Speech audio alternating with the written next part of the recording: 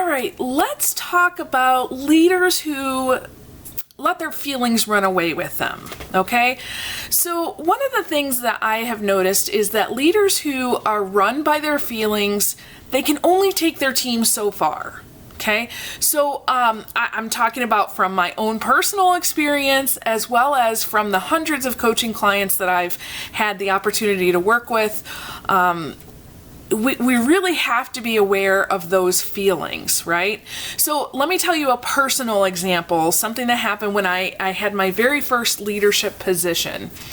So way back when, I'm not going to tell you how long, but way back when I was a school administrator. So I was in charge of about 25 staff members, 125 kids. It was a medium-sized child care center. So we had kiddos newborn all the way up to age 12. We had, all kinds of programming going on. It really was a great time. However, there was a moment in my life, probably about 6 months of time, where there were a lot of challenges in my life, okay? So first of all, my mother was dying, okay? So that was something that I personally had to take care of.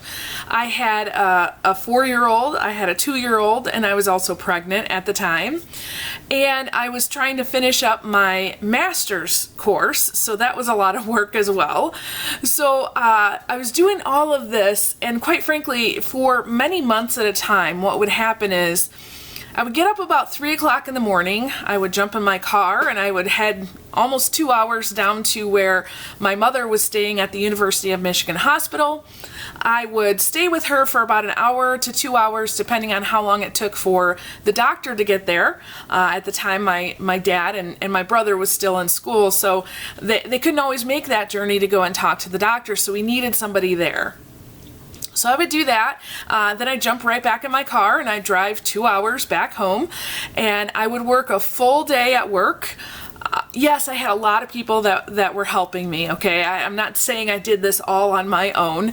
And I would just try to kind of manage from one moment to the next. I would grab my kiddos, I'd go home, I'd kind of hand them off to my husband, and then I would do my homework, right? And then I would go to bed exhausted. And then I would get up and I would do the same thing again. Now, that was a survival moment, right? That's not a normal kind of thing. That's there's lots of emotions and feelings mixed up into that. And quite frankly, when you're in a survival moment, it might not be the best time to really process your emotions. It might just be, this is what I can give right now, and that's okay. Okay? And so I'm not really talking about those kinds of times in your leadership where you're kind of in crisis, right?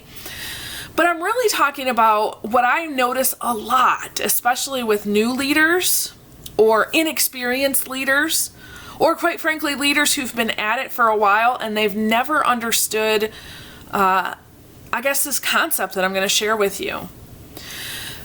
They worry, am I doing it right? Okay, whatever the thing is, am I doing it right? Am I doing it wrong? Okay, so the fear of criticism, that somebody will see me and they will judge me, right? The fear of failure, oh no, I'm gonna really mess this up, right? Even the fear of success, right? So if I'm successful at this, what's going to happen? If I do really well at this one thing, maybe my boss is going to see and they're going to give me a promotion, and oh no, what am I going to do then, right? They tend to blame, shame, and guilt themselves and sometimes others, right? Sometimes I've seen new leaders when the going gets tough, they'll blame their team.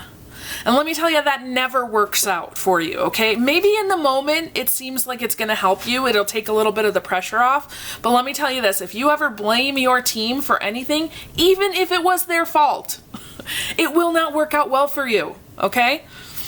And then they might use that shaming of themselves, right? I screwed this up, oh no, right? And they stay in that moment, but yet that doesn't really help anybody, right? It just keeps you kind of in this deep, dark pit, but not really moving forward. And, the guilt, right? Living in guilt doesn't help anybody. So one of the things I often tell people is blame, shame, and guilt will never move you forward. Until you release your dependence on those tools, you will always remain stuck. And I really truly believe that it's a dependence because it's so much easier to blame somebody else than yourself.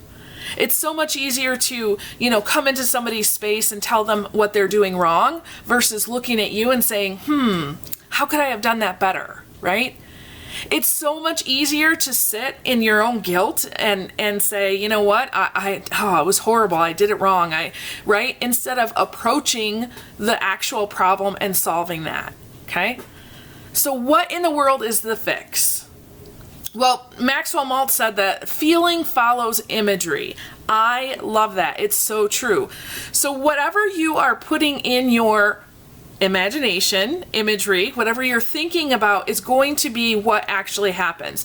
Ralph Waldo Emerson said, where your focus goes, your energy flows, right? So what is your image? See, when we're blaming other people, our image is of they screwed up. When we're shaming ourselves or other people, it's, we only do things wrong. And when we stay in that place of guilt, it's literally our image of how horrible we are. Is that going to move you or your team forward? No. Okay. So really what we try to do with our coaching clients is share with them, what is the positive image? Where do you want to go, right? That's what we want to focus on. We want your conscious brain, your awake, aware, alert brain to be focusing on what you want, not what you don't want. Okay? And when you do that, I promise you, every single time you are going to reach your goals. Now, here's the thing that happens. So let's say, you've done something at work and you're like, oh man, this is, not really working for me. Okay, that's okay, because you just go back to that positive image that you want, and then you'll course correct over time. Okay? So the real point of what I'm trying to get at here is sitting in your negative feelings doesn't help you as the leader, and it doesn't help your team. So you got to break out of that. Okay, so if you need help with that, would you please let me know? I would love to chat with you and give you some thoughts on that. Now, I will tell you this though, that on July 7th in the evening, we are hosting a free live call. So we do this, 4 or 5 times a year. It's going to be a little bit extensive, so about an hour and a half. We really like to have some good content in there. And it's going to talk about our self-image. How do we build up our self-image as a leader so that we can move ourselves and our team forward? If that's something that you're interested in, save the date for July 7th.